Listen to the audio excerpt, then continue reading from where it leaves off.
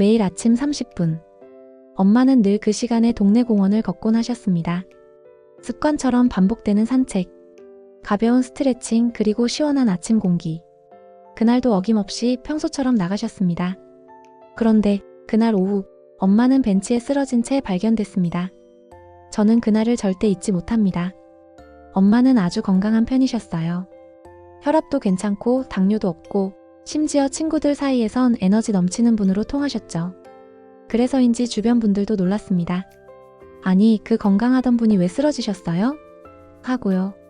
하지만 건강하다고 여름을 이길 수 있는 건 아니었습니다. 2025년 7월 초순 서울의 낮 최고 기온은 섭씨 34도였고 습도는 80% 가까이 되었죠. 그날 공원엔 그늘이 거의 없었고 햇빛은 이글이글 내려쬐고 있었습니다. 기상청에선 이미 며칠 전부터 폭염주의보가 내려졌었죠. 하지만 엄마는 그걸 모르셨습니다. 더우니까 일찍 운동 가야지. 엄마는 그렇게 말씀하셨습니다. 보통 7시 반쯤에 나가시는데 그날은 조금 늦어진 오전 8시였어요. 30분쯤 걷고 오시겠다고 하셨죠. 가벼운 모자, 밝은색 운동복, 그리고 물병 하나 들고 나가셨습니다. 하지만 이 모든 준비도 충분하지 않았습니다. 공원을 지나가던 다른 분이 엄마를 처음 발견하셨습니다. 벤치에 몸을 기댄 채 고개가 한쪽으로 떨어져 있었고 눈은 반쯤 감긴 상태였다고 해요. 땀이 전혀 나지 않았고 손을 흔들어도 반응이 거의 없었다고 합니다. 숨은 쉬고 있었지만 위급한 상태였죠. 그분이 119에 신고해 주시지 않았다면 엄마는 어떻게 됐을지 모릅니다. 엄마는 병원 도착 당시 체온이 39.8도였고 의식은 혼미했습니다. 의료진은 즉시 체온을 낮추기 시작했고 정맥수액을 투여하며 상태를 안정시키려 했죠. 의사는 말씀하셨습니다. 중등도 열사병입니다. 체온 조절이 되지 않아서 위험한 상태였어요. 이런 상황은 빠르게 대처하지 않으면 장기 손상이나 의식불명으로 이어질 수 있습니다. 열사병은 외부의 뜨거운 열에 의해 우리 몸이 체온 조절에 실패할 때 발생합니다. 보통 체온이 40도 이상으로 올라가며 땀이 나지 않고 피부는 건조하고 붉어지며 뇌 기능이 혼란을 겪고 의식이 떨어지거나 실신할 수 있습니다. 엄마는 땀을 거의 흘리지 않으셨다고 해요. 몸 안에선 계속 열이 쌓이고 있었던 거죠. 그리고 그게 조용히 무섭게 쌓여갔습니다. 의사는 설명했습니다. 나이가 들면 우리 몸의 체온 센서가 무뎌져요. 더워도 땀이 안 나고 덥다는 느낌도 잘 안 들어요. 그래서 본인이 위험하다는 걸 잘 모르죠. 그리고 실제로 온열 질환으로 응급실을 찾는 환자의 70% 이상이 60세 이상입니다. 노인의 경우 땀샘의 기능이 떨어지고 심장과 혈관 반응도 둔해지며 약 복용으로 인해 체온 조절이 방해받는 경우도 많습니다. 엄마는 물병을 들고 가셨지만 거의 마시지 않으셨더라고요. 왜 그러셨을까 물어봤더니 화장실 가기 귀찮아서 그 정도 더위는 괜찮은 줄 알았다 라고 하셨어요. 하지만 이게 치명적이었습니다. 2025년 7월 기준 서울과 경기 지역에서만 온열 질환으로 병원에 이송된 사람이 600명이 넘었습니다. 대구, 경상도 역시 하루 38도를 넘나드는 더위 속에 쓰러지는 노인분들이 속출하고 있습니다. 심지어 도심보다는 야외 공원이나 운동 중 발생한 사례가 전체의 60%를 넘는다고 합니다. 운동은 좋습니다. 하지만 여름의 태양은, 특히 한낮의 햇빛은 사람을 쓰러뜨립니다. 엄마는 단지 30분 평소처럼 걸었을 뿐이었습니다. 하지만 그날의 온도와 습도는 평소와 전혀 달랐습니다. 열사병은 말이 없습니다. 열이 오른다고 다 알아채는 게 아닙니다.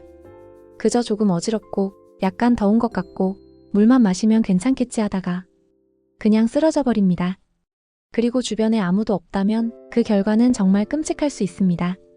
매일 산책하는 어머니, 아버지, 텃밭 가꾸시는 할머니, 할아버지, 한낮에 운동하시는 노년층 부모님, 배달, 청소, 농사, 건설 일을 하시는 60세 이상 노동자. 무더위는 모든 사람에게 위험하지만 노년층에게는 직접적인 생명 위협입니다. 다행히 빠르게 발견되어 엄마는 지금 잘 회복 중이십니다. 며칠 동안 입원 치료를 받으시고 지금은 다시 가볍게 동네를 걷기 시작하셨어요. 하지만 저는 그날을 절대 잊을 수 없습니다. 앞으로는 절대 혼자 운동하게 하지 않을 겁니다. 엄마가 공원에서 쓰러지기 전 몸이 이상하다는 느낌은 분명히 있었을 겁니다. 그런데 그게 열사병의 신호인 줄 몰랐던 거죠. 열사병은 전조 증상을 절대 무시하면 안 됩니다. 몸은 신호를 줍니다. 우리가 못 알아챘을 뿐이죠. 열사병 전조 증상 체크리스트를 알려드릴게요. 어지럽다. 두통이 있다. 메스껍고 토할 것 같다. 피부가 붉고 뜨겁지만 땀이 나지 않는다. 호흡이 빨라지고 맥박이 뛴다. 눈이 흐려지고 정신이 흐릿하다. 엄마도 그러셨어요. 걷다가 살짝 어지럽고 속이 좀 안 좋았다. 조금만 더 쉬면 나아지겠지. 하지만 그 5분이 위험했습니다. 혹시 길에서 누군가가 쓰러졌다면, 혹은 가족이 밖에서 어지럽다고 했다면 다음 5가지를 기억해 주세요. 열사병 응급처치 5단계입니다. 즉시 그늘 또는 실내로 이동. 햇빛은 한순간에 상태를 악화시킵니다. 나무 아래나 건물 안으로 옮겨주세요. 옷을 느슨하게 풀어줌. 조이는 벨트, 단추, 상의 등을 느슨하게 풀어주세요. 피부가 숨 쉴 수 있게 해야 합니다. 겨드랑이, 목, 사타구니의 냉찜질. 젖은 수건, 얼음팩을 활용하세요. 혈관이 많은 부위를 식히는 것이 열을 빠르게 내립니다. 의식이 있다면 찬물 소량씩 섭취. 한 번에 많이 마시게 하면 구토 위험이 있습니다. 소량씩 천천히. 119 신고는 무조건. 상태가 나아지는 듯 보여도 반드시 병원 진료를 받아야 합니다. 노년층은 땀이 안 나는 게 특징입니다. 우리는 덥다고 하면 땀부터 흘리잖아요. 근데 엄마는 땀이 안 나셨어요. 땀이 안 나는데도 붉고 뜨겁다면 그건 위험 신호입니다. 땀이 나야 체온이 조절됩니다. 땀이 안 나면 체온은 계속 오르기만 합니다. 이건 차 안에서 창문 안 열고 있는 것과 같죠. 특히 노년층은 땀샘 기능이 약해져서 더위를 못 느끼거나 땀이 나지 않는 경우가 많습니다. 그날 엄마가 쓰러진 날도 서울에는 폭염주의보가 내려져 있었습니다. 하지만 엄마는 그 사실을 몰랐죠. 폭염주의보의 기준은 이렇습니다. 하루 최고 기온이 33도 이상인 날이 2일 이상 지속될 때 발휘되죠. 폭염경보란 하루 최고 기온이 35도 이상인 날이 2일 이상 지속될 때를 말합니다. 그런데 여기서 중요한 건 폭염특보는 그늘 없는 실외 기준입니다. 일반적으로 사람이 체감하는 온도는 햇빛, 습도, 바람 유무에 따라 3에서 7도 더 높습니다. 예를 들어 예보가 33도면 그늘 없는 보도 위 체감 온도는 36도 이상이라는 거죠. 7월 15일 기준 서울, 경기, 대구, 경북 지역엔 전국 단위 폭염주의보가 발효되었습니다. 기온은 이랬습니다. 서울은 36.1도, 대구는 37.8도, 경산은 38.3도, 창원은 36.0도, 수원은 35.5도. 기상청 권고사항도 보도되었는데요. 실외 활동은 오전 6시에서 9시 사이로 제한해야만 합니다. 햇볕을 피할 수 있는 모자, 양산, 밝은색 옷을 착용하고요. 30분에 한 번은 그늘에서 휴식을 취합니다. 물은 갈증 느끼기 전부터 수시로 섭취해야 합니다. 몸이 이상하면 참지 말고 즉시 병원을 방문하는 것이 좋습니다. 이 얘기는 저도 처음 알았어요. 그런데 알고 나니 너무 무서웠습니다. 폭염이 지속되면 여름철 익사사고가 급증합니다. 그 이유는 바로 체온 상승으로 인한 판단력 저하입니다. 더운 날씨에 수영장, 계곡, 바다를 찾는 사람들이 증가하죠. 물에 들어가기 전 이미 탈수 상태일 수 있습니다. 물속에서 체온 급격히 떨어지며 근육 경련이 발생해요. 수영 중 멍하거나 판단력이 저하되면 사고로 이어집니다. 여름철 익사사고의 48%는 폭염주의보 기간에 발생했습니다. 그중 약 60%는 50세 이상 중장년 노년층이었죠. 그리고 또 하나, 열사병은 종종 그냥 피곤한 줄로 착각됩니다. 특히 다음 증상들과 혼동됩니다.